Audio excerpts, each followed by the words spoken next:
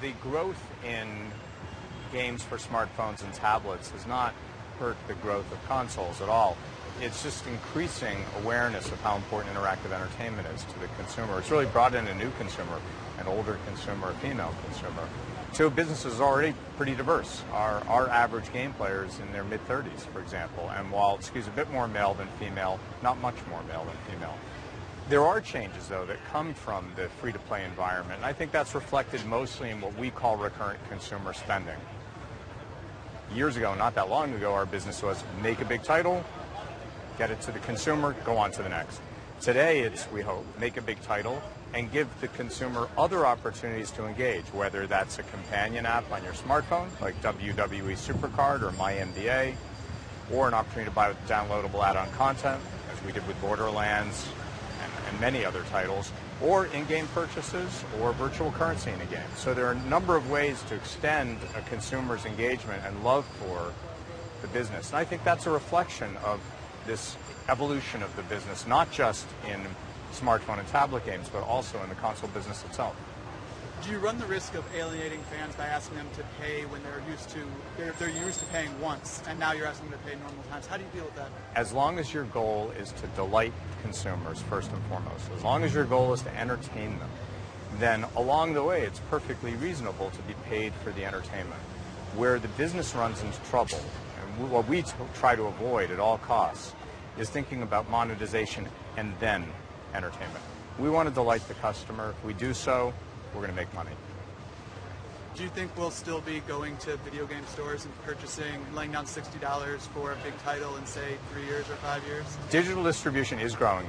Last fiscal year for us it was over a third of our revenue, and there's no question that it's a growth business.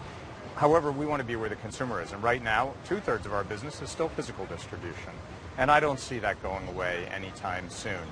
The opportunities for digital distribution mean that catalogs available without regard to shelf space, and means effectively every home that's connected has a retail store in it. That's a good thing. But physical distribution is still a big part of what we do. Does digital distribution risk kind of killing the cash cow for you guys? We get paid for digital goods. Fair enough. Tell me, one thing you didn't mention is Grand Theft Auto. Obviously, the most successful game of all time. Tell us a little bit about kind of what we can expect to see down the line from that franchise. You're going to hear from Rockstar on any expectations about that title and other Rockstar titles. All I can say is we're so grateful for what we've achieved so far. Well over 50 million units sold of Grand Theft Auto 5 and the extraordinary success of Grand Theft Auto Online. So another big buzzword at this year's E3 and actually at last year's E3 as well is virtual reality. Tell me a little bit about how you see that market playing out. Remains to be seen. We haven't seen the commercial release of the hardware. We haven't seen commercial release of any software. We're intrigued. We're doing a lot of homework. We haven't made any announcements yet. I think it remains to be seen what that format is. It's not clear to me that it will be an identical format to a console game. In fact, if I had to guess, I'd say it probably won't be identical. Probably a different experience. And we and our competitors, I think, will, to the extent of compelling experience, find a way to bring our intellectual property to that hardware in a way that works for consumers.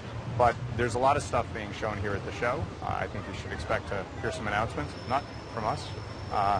And it remains to be seen how that market develops. We're excited about it. There's a number of different hardware companies making virtual reality headsets. Is it too early to tell which one seems to be better?